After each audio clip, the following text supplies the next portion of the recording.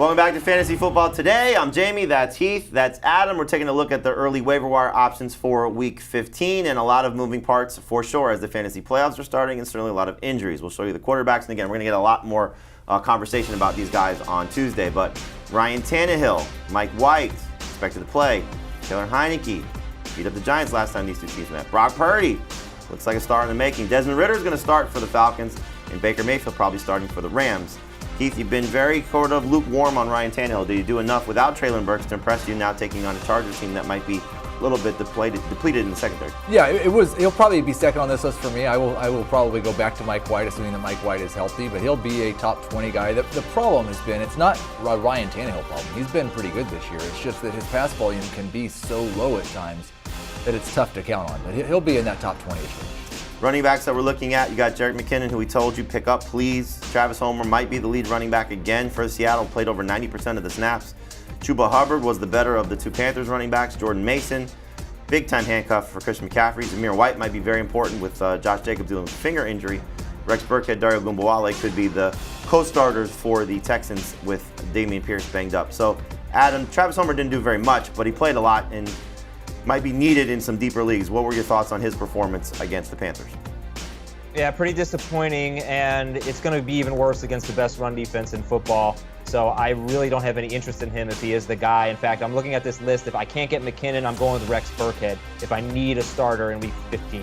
I would say probably Zamir White, though, just with the thought of what happens to Jacobs with that finger injury. But I agree with you. I think, looking at absolutely. If White is the guy, yeah. The Texan situation, yes, probably the most immediate help if you do need somebody. Wide receivers, again, there's a very deep position, but the couple guys at the top could be very important.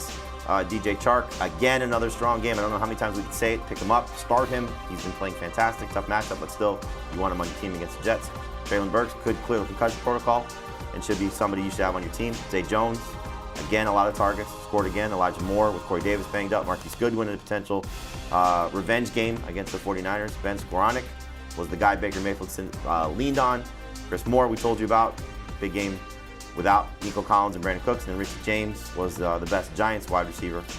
Is DJ Chark now in the top 30, top 24? Where is he for you moving forward? Definitely in the top 36, borderline top 30. It'd be right in that range. I think I'd still prefer Zay Jones, but they are right there together. Totally understand that, and better matchup for Zay Jones in Week 15.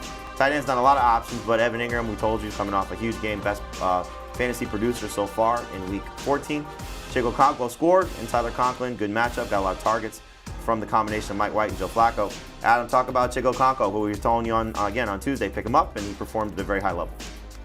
Yeah, he can make some plays after the catch. He's a pretty athletic guy, it seems. I just feel like when Treylon Burks comes back, that's going to be the end of Chig Okonkwo. And the big concern I have about Tannehill and in turn Okonkwo is, worst run defense in football, arguably, against Derrick Henry. Might not be a ton of pass volume there. So if Burks is out, I like Okonkwo. If Burks is in, no thanks. Yeah, although you used the Jaguars game as a blueprint. Huge first half for Derrick Henry. Defense couldn't stop anybody, and then they had to throw. And it could be the same thing with the Chargers if that offense for the Chargers looks like it did once again.